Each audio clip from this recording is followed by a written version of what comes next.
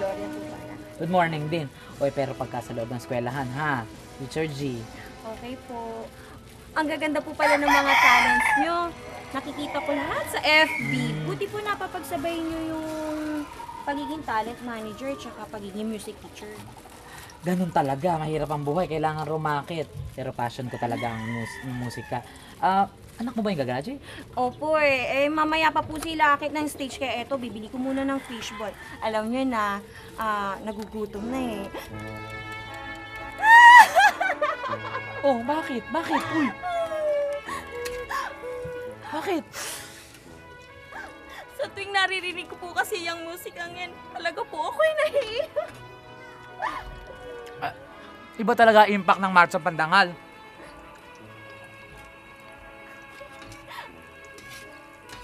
Ano po? Marchang Pandangal. The Philippine Graduation March is also known as Marchang Pandangal. Mas maganda pakinggan yung pangalawa. Hindi po ako naurihin. Yung mga narinig mo sa mga recognition saka mga graduation programs, Marchang Pandangal yun. Yun ay halaw sa isang opera na isinulat ng isang Italian composer na ang pangalan ay si Giuseppe Verdi. Ang pangalan ng opera, Aida. Kaya ang tawag din dyan sa Marchang Pandangal, Aida March. Ano daw? Ay, sorry po. Marcha! Forward march! Anong forward march? Triumphal march ang naririnig mo. Ano daw? Alam mo, maraming mga pag-aaral ang patungkol sa kung paano naapektuhan ng musika ang ating emosyon at ang ating damdamin.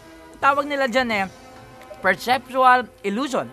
Pero iba tingin ko. Sa tingin ko, ganito yan Una, madidetect muna ng ating brain system. Tapos, nagkakaroon ng evaluative conditioning. Tapos, dadaan yan sa emotional contagion. Tapos, mabubuo ang visual imagery. Tapos, mapupunta sa episodic memory. Tapos, ayun na, magiging emotional na tayo. Kaya pala sa tuwing naririnig ko yung marchang pandangal na yan, nagiging emotional talaga ako. Lahat na lang ng sakripisyo ko, naaalala ko. Kaya ngayon, ang anak ko naman nag-graduate. Tama. Lahat ng mga yan, lahat ng mga sinabi ko, napagtagumpayan mo yan lahat. Kaya, yun ang musika ng buhay mo. Kaya pala siya ay marchang pandangal. Hala na. Tatandaan mo, Marchang Pandangal. Ma.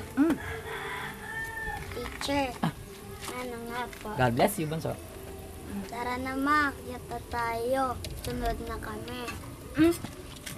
Bibili pa ako ng fishball, anak Go na, nasaan na kayong dalawa?